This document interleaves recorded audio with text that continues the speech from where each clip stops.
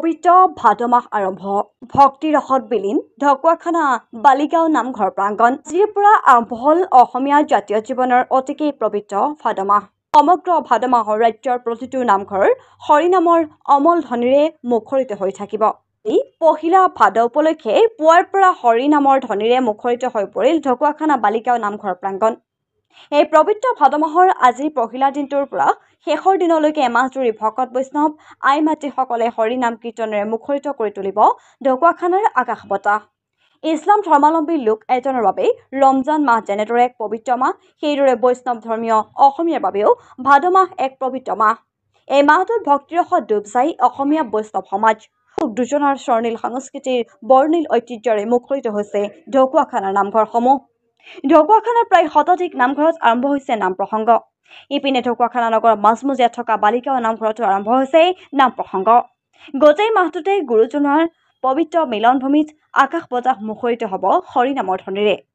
ইফালে পবিত্ৰ ভাদ মাহৰ দিনটোতে বালিগাঁৱৰ আইসকলৰ নাম প্ৰসংগই মুখৰিত হ'ব ঢকুৱাখানাৰ আকাশ বতাহ পবিত্ৰ ভাদ মাহৰ 1 তাৰিখ আমি এই পবিত্ৰ ভাদ মাহটো গোটেই মাহটো আমি বালিগাঁৱৰ বৃহত্তৰ বালিগাঁৱৰ আইসকলে মিলি আমি ভাদ মাহৰ আমি নাম প্ৰসংগ কৰোঁ ভাগৱত পাঠ কৰোঁ আৰু আমি ইয়াত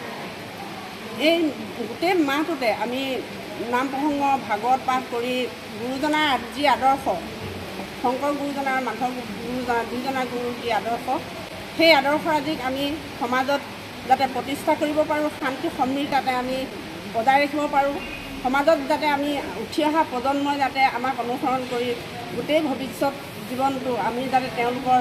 ভৱিষ্যতখিনি আমি তেওঁলোকক সজাই লৈ যাব পাৰোঁ তেওঁলোকক আমি মানুহ হিচাপে থিয় কৰাব পাৰোঁ সমাজত তেওঁলোকক এটা স্থিতি দিব পাৰোঁ মাজমজিয়া আমাৰ এই বালিগাঁৱৰ বৃহত্তৰ বালিগাঁৱৰ এইখন সমাজ এই সমাজখনক আমি যাতে উঠাই নিবৰ কাৰণে আমি সমাজৰ আগত আমি এই বৃহত্তৰ সমাজখনক ৰাইজৰ আগত আমি এখন যে আমাৰ এখন ডাঙৰ সমাজ আমি যে এখন একতা ঐক্য সম্প্ৰীতি আমি বজাই ৰাখিব পাৰোঁ এই কথাবিলাক আমি মানুহৰ মাজত দেখুৱাই দিবৰ কাৰণে আৰু মানুহৰ মাজত প্ৰকাশ কৰিবৰ কাৰণে গুৰুজনাৰ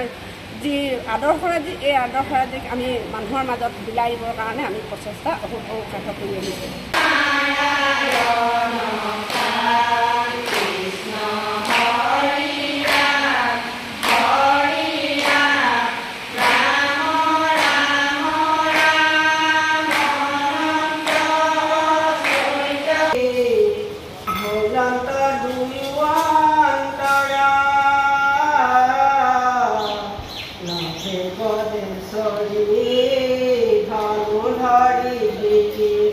লগাইলা দুনাই বৰিখণ্ড বান অসংখ্য প্ৰমাণ গগন মণ্ডল ঢাকি পৃথিৱীত সুজন্ত কুহত হনু আকাশত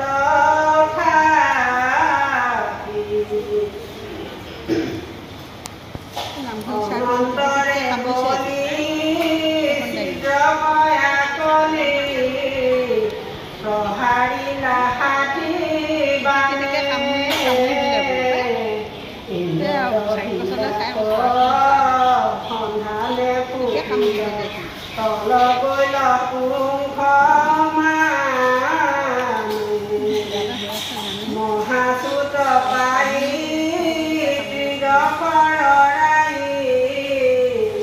দেখিলাম ততময়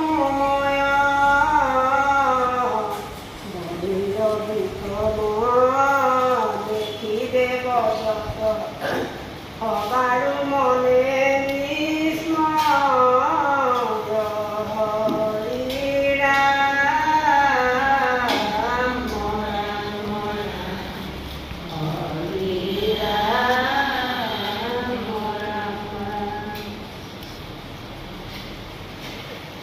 ছবি বিংশাধ্যায় ইন্দ্ৰমণিৰ যুদ্ধ